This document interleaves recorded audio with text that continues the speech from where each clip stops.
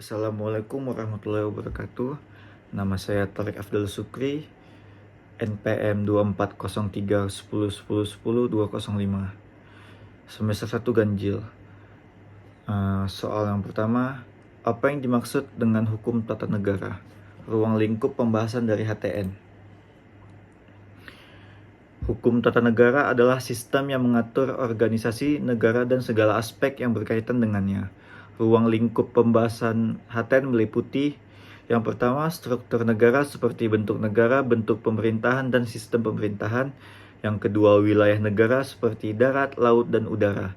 Yang ketiga, hubungan antara rakyat dan negara seperti hak dan kewajiban rakyat, cara pelaksanaan hak, dan cara rakyat menjalankan hak-hak ketatanegaraan.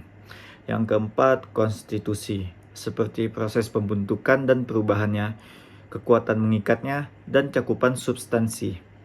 Yang kelima, struktur kelembagaan negara seperti hubungan antar organ-organ kelembagaan negara.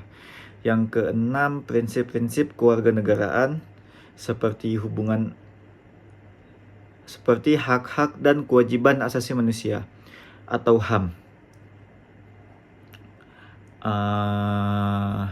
Yang ketujuh, mekanisme pengambilan keputusan hukum seperti bentuk-bentuk dan prosedur pengambilan keputusan hukum. Yang ke-8, mekanisme perlawanan terhadap keputusan hukum. HTN juga mencakup perlindungan hukum terhadap warga negara dari tindakan pemerintah yang melanggar hak-hak konstitusional mereka. Soal yang kedua, uraikan apa saja yang menjadi asas dalam HTN dan berikan contohnya. Asas-asas dalam hukum tata negara di Indonesia adalah yang pertama, asas Pancasila.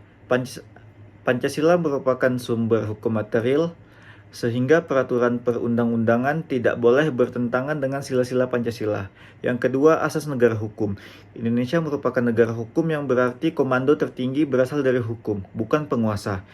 Ciri-ciri negara hukum antara lain yang pertama, perlindungan HAM, pemisahan kekuasaan, setiap tindakan pemerintahan didasarkan atas undang-undang, adanya peradilan administrasi yang berdiri sendiri.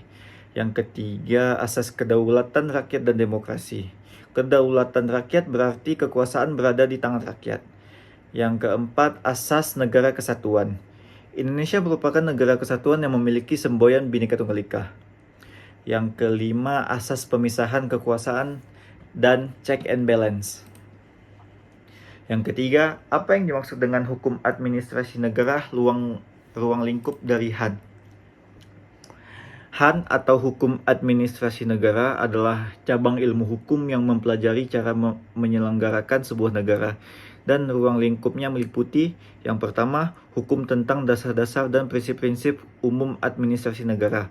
Yang kedua, hukum tentang badan-badan negara. Yang ketiga, hukum tentang aktivitas-aktivitas administrasi negara, terutama yang bersifat yuridis. Soal nomor 4, bagaimanakah hubungan antara HTN dan HAN? Bagaimana perbandingannya? Uraikan juga persamaannya. Hukum tata negara atau HTN dan hukum administrasi negara atau HAN memiliki beberapa perbedaan. Di antaranya, yang pertama sifat. HTN bersifat umum sedangkan HAN bersifat khusus. Yang kedua, objek kajian. Keduanya sama-sama mengkaji negara, tetapi HTN mengkaji negara dalam keadaan diam, sedangkan HAN mengkaji negara dalam keadaan bergerak. Yang ketiga, peran. HTN mengatur prinsip-prinsip dasar negara, sedangkan HAN menerapkan aturan-aturan tersebut dalam administrasi. Yang keempat, contoh peraturan. HAN merupakan peraturan khusus dari HTN seperti hukum kepegawaian, UU perburuhan, dan UU wajib militer. Meski memiliki perbedaan, HTN dan HAN memiliki beberapa kesamaan, di antaranya sama-sama menelaah kebijakan pemerintah, memiliki asas-asas yang bersifat fundamental. Yang ketiga, prinsip-prinsip yang berlaku dalam HTN juga berlaku dalam ranah HAN. Soal yang kelima, apa saja asas-asas dalam HAN dan uraikan, jelaskan. Yang pertama, asas kepastian hukum, Principle of Legal Security. Yang kedua, asas jangan mencampur adukan kewenangan. Yang ketiga, asas motivasi untuk setiap keputusan Pangreh. Yang keempat, asas bertindak cermat. Yang kelima, asas kesamaan dalam mengambil keputusan. Yang keenam, soal yang nomor 6, bagaimana penyelesaian sengketa yang terjadi di HTN dan HAN. Penyelesaian sengketa di Indonesia dapat dilakukan melalui Pengadilan Tata Usaha Negara atau yang disebut PT-UN.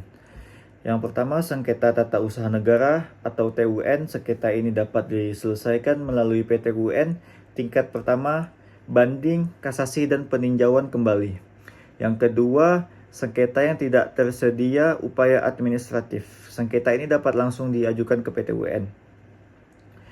Yang ketiga, sengketa yang telah didaftarkan ke peradilan umum. Sengketa ini harus dialihkan dan diselesaikan oleh PT-UN.